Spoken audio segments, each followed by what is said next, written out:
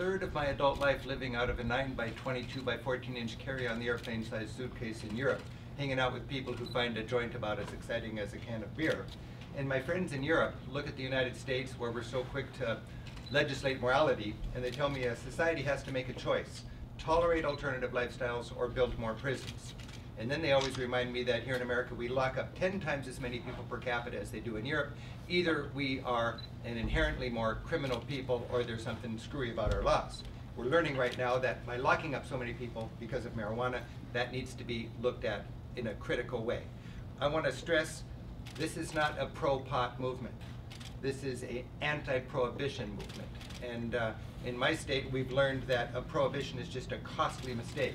It's nothing new. Back in the 30s, when Mayor LaGuardia was helping New York get out of the prohibition against alcohol, LaGuardia said, if a society has a law on the books that it does not intend to enforce consistently across the board, the very existence of that law erodes respect for law enforcement in general.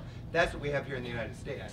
We've got to take the crime out of the equation and treat marijuana as a health challenge and an education challenge. Marijuana is a drug. It's not good for you. It can be abused. And it's here today, and it's going to be here tomorrow.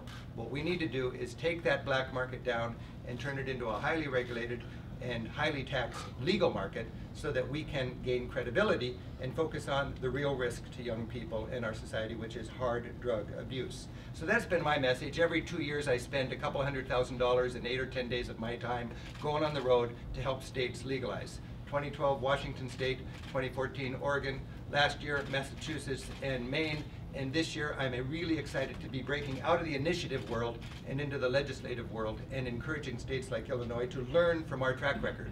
In